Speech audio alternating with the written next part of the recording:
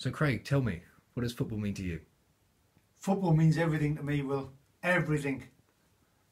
Starting out as a young kid, 1972-73, playing for Killingworth young team, the youngest team in Killingworth, was phenomenal. 1972-73, playing with some great kids. Jeff Cook, who sadly passed, he was only 37, good pal of mine, Jeff. Vince Bilardo, Mickey Whittam, David Waite, John Rogan.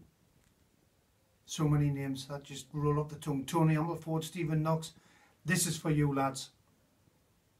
So how did your football career develop from there? Well, from there, from playing as a young lad in Killingworth, back in 72-73, I was invited to play for Wallsend Boys Club. So I went down to Wallsend with a couple of other lads to play for the Boys Club, and we enjoyed a great time playing at Wallsend Boys Club with some tremendous players.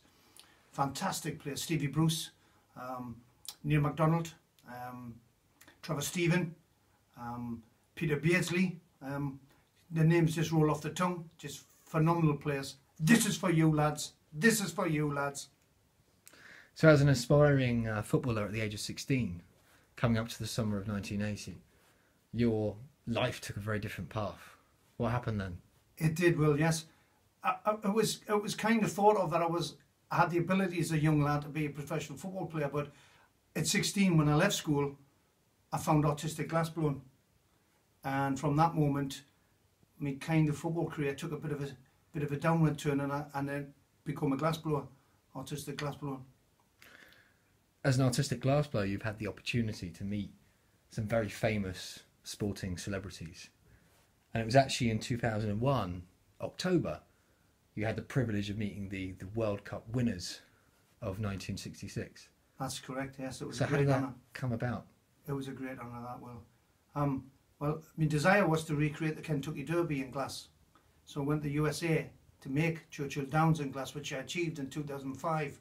But along the way, Dave Watson, the former Sunderland player and Manchester City player, was hosting, bringing 5 members of the World Cup squad of 66, the lads behind me that's saying the shirts, to Florida for a tour.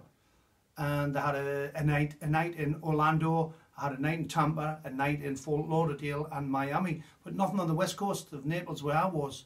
So we quickly rushed in on the morning of 9/11, organising a separate night for them to come to the Naples pub in England, in Naples in Florida. And we got the great honour of having Jack Charlton, Alan Ball, Roger Hunt, George Corn, all within an up and close and personal weekend with them. It was phenomenal. It was a great memory. And a great honour to be with them, lads. So this is for you, lads. This is for the great Alan Ball. Alan is brilliant. He was fantastic. And Alan sadly died, but this is for you, Alan. And after meeting the World Cup winners of 66, what happened then? Well, what happened, Will, it was such a successful evening. Dave Watson and I become more professionally together, and Dave opened lots of doors in the UK for me to speak to certain football clubs about recreating their stadiums in glass with me, my idea of the concept of recreating the stadiums. And what happened was, because Dave and I's association grew, Dave used to invite the players that were visiting South West Florida to visit me, and would have a corporate sporting evening and maybe corporate golf evening and golf weekends, and the lads would do after dinner talking. Emlyn Hughes, the wonderful Emlyn, came and visited a few times, and Emlyn became a great friend. And this is for you, Emlyn. Kevin Keegan came and seen me. He came for a weekend, and he was great. Come and see me. We had a great chat with all the English lads in the English pub. Duncan McKenzie and the phenomenal Ian St John. Ian and Betsy. This is for you, guys. This is for yous. And then you returned to England in 2007 with a desire to recreate your beloved St James's Park. I certainly did, yes. It brought me to back to Newcastle with me aspirations of recreating St James's in glass, and I had the great honour of getting involved with the Night of All Nights for the Bobby Robson Foundation, where Sir Bobby Robson, of course, Bobby Charlton, the phenomenal Bobby Charlton, and the incredible Alex Ferguson, and I recreated each one of them in glass similar to the Three Lions size, and that was auctioned, and it went for a tremendous amount of money, which was donated to the Bobby Robson Foundation.